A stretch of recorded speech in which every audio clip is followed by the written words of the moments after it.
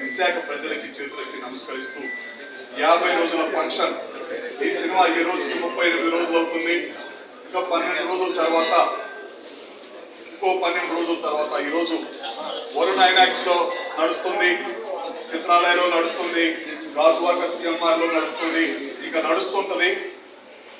RK beach లో కని విని ఎరగని రీతిలో అన్ని రాజకీయ పార్టీలతోటి విశాఖ స్టీల్ ప్లాంట్ ప్రేమికులు, ఎంప్లాయీస్, ఉద్యమకారులు, పౌర హక్కుల సంఘాలతోటి మా వజ్రపతి శ్రీనివాస్ అన్న భుజ స్కంధాల పైన పెట్టి ఆయనే మన విశాఖపట్నంలో స్టీల్ ప్లాంట్ ప్రైవేటీకరణ చేస్తారని అనుకుంటున్నారు. అది జరగదు.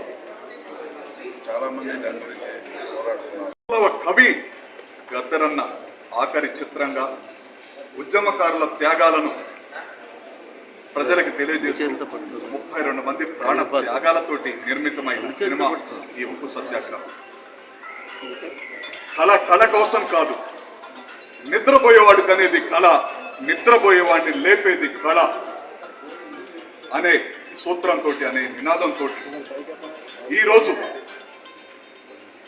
32 మంది ప్రాణ త్యాగాల్ని ప్రపంచానికి తెలియజేస్తూ 37 రోజుల క్రితం ఈ సినిమా విడుదలైంది. 150 థియేటర్లో రిలీజ్ అయి ఇప్పటికీ అనేక చోట్ల విజయవంతంగా ప్రదర్శించబడుతుంది. దానికి కారణం విశాఖ ఉక్కు తెలుగువారి హక్కు అనే నినాదం. జీవీఎంసీ బ్రాండ్ అంబాసిడర్ ఎన్టీఆర్ గారి నటన వారసత్వాన్ని పులకించుకున్నటువంటి మా అన్న ప్రసన్న కుమార్ గారు మరియు నంది అవార్డు గ్రహీత వినయ్ ప్రకాష్ గారు మా సోదరుడు, డిసిసి అధ్యక్షుడు మా కాంగ్రెస్ రథసారథి గారు కూడా ఈ చిత్ర నిర్మాణంలో ఎంతో సహకరించారు. మరియు సోదరి నా చెల్లెలు ధనుశ్రీ, ఈవిడ త్వరలో హీరోయిన్గా కూడా చేస్తుంది. వీళ్ళంతా కూడా విశాఖ నగర వాసులు. వీరందరి సహకారంతో ఈ చిత్రాన్ని నరసింహరావు అన్న, ఉమ్మడి అప్పారావు, వీళ్ళందరూ కూడా ఈ సినిమా కోసం అన్న కార్పొరేటర్ వచ్చాడు. అన్న